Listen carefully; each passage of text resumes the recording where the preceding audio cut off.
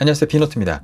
첫 Z 폴드가 출시됐을 때 유저들은 S펜 지원을 염원했었고, 삼성이 Z 폴드 3에서 S펜을 지원하자 이번에는 S펜이 수납되기를 바라기 시작했었는데요. 하지만 일부 유저들의 이런 바람은 당분간 이루어지지 않을 것으로 보입니다.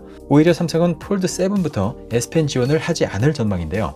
삼성이 폴드 7에서 S펜 인식을 담당하는 디지타이저를 제외하기로 결정했다는 소식이 들려왔기 때문입니다. 이런 결정의 가장 큰 이유는 최근 스마트폰 시장의 트렌드가 슬림화이기 때문인데요.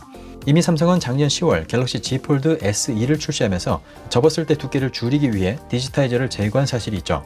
디지타이저를 제거하면서 접었을 때 두께를 폴드 6보다 1.5mm나 얇은 10.6mm까지 줄일 수 있었는데요. 폴드 SE의 얇아진 두께와 더 넓어진 디스플레이는 그동안 변화에 보수적이었던 폴드에 새로운 변화의 바람을 불러일으켰고, 유저들도 이런 변화에 대해서 긍정적인 평가를 내리기도 했습니다.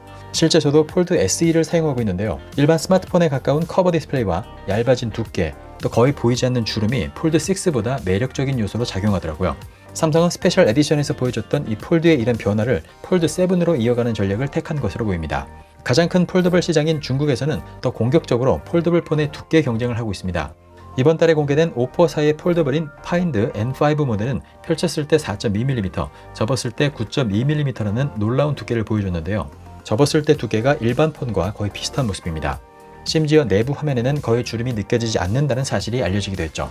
삼성도 이번 폴드 7을 더 얇게 만드는 데 중점을 둘 것이라는 소식입니다. 접었을 때 두께를 10mm 이하로 만드는 것을 목표로 하고 있다고 전해졌는데요. 그러면서도 화면 크기는 폴드 6보다 큰 폴드 SE 사이즈를 그대로 이어받을 전망입니다.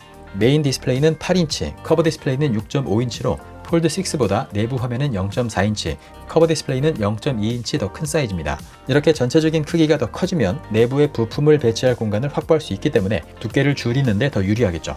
또한 주름도 많이 개선될 것이라는 소식인데요. 주름이 눈에 띄게 개선된 갤럭시 폴드 SE보다도 더 많이 개선됐다고 전해지고 있는 만큼 이번에는 정말 주름에 대한 기대를 해봐도 좋을 것 같습니다.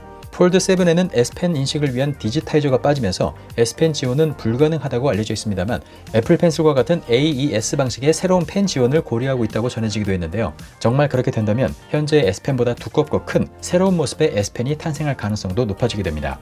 종합적으로 본다면 이번 폴드 7은 지난 폴드 SE의 업그레이드 버전이 될 것으로 예상되고 있는데요. 당분간 삼성은 폴드의 두께와 무게를 줄이는 데 중점을 둘 것으로 해외 IT 매체들은 전망하고 있습니다. 한편 폴드 7과 함께 출시되는 플립 7에 대한 소식은 아직 많이 알려져 있지 않습니다. 하지만 한 가지 확실한 것은 삼성이 생산 수율과 성능을 끌어올린 엑시노스 2500 칩셋을 갤럭시 Z 플립 7에 탑재하기 위해 안간힘을 쓰고 있다는 것인데요. 갤럭시 S25 시리즈의 전량 스냅드래곤이 탑재되면서 엑시노스 2500 칩셋을 납품하지 못한 삼성의 시스템 LSI 사업부와 파운드리 사업부는 지난해 무려 5조 원가량의 영업 적자를 기록했다고 증권가에서는 분석하기도 했습니다. 여기에다 급격히 비싸지고 있는 스냅드래곤을 구입하는 비용 때문에 MX 사업부의 영업이익까지 감소하고 있는 실정이라 삼성은 엑시노스 2500 칩셋 탑재에 사활을 걸 수밖에 없는 상황인데요. 하지만 최근 계속해서 밝혀지고 있는 엑시노스 2500의 긱벤치 점수는 국내외 유저들의 우려를 낳고 있는 실정입니다. 올해 2월 11일부터 연속적으로 올라오고 있는 엑시노스 2500의 긱벤치 점수를 보면 싱글 점수의 경우 적게는 1400점대에서 많게는 2400점대, 멀티 점수는 6600점대에서 8200점까지 나타나고 있는데요. 이 점수는 동시대 칩셋인 스냅드래곤 8 엘리트의 싱글 3200점, 멀티 만점과 비교되기보다는 한 세대 이전 칩셋인 스냅드래곤 8 젠 3와 비교되는 점수입니다. 긱벤치 점수로는 확인되지 않습니다만 더 중요한 것이 있는데요. 바로 전성비입니다. 구조적으로 작은 배터리를 탑재할 수밖에 없는 플립의 특성상 엑시노스의 전성비가 떨어진다면 배터리 타임과 발열 문제가 논란이 될 수 있을 텐데요. 떨어지는 성능은 모두가 느끼지 못한다고 해도 줄어든 배터리 타임과 발열은 누구나 즉각 느낄 수 있기 때문입니다.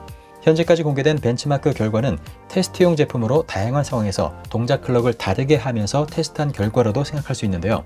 따라서 플립 7에 탑재될 최종 엑시노스 2500은 보다 개선된 퍼포먼스를 보여줄 것으로 기대할 수 있겠죠. 삼성이 오랜 기간 준비한 엑시노스 2500 칩셋인 만큼 최종 성능과 전성비가 기대 이상으로 좋아지기를 바라봐야겠습니다. 네, 그럼 저는 폴드와 플립에 대해서 새로운 소식이 전해진 대로 바로 다시 찾아오겠습니다. 비노트였습니다.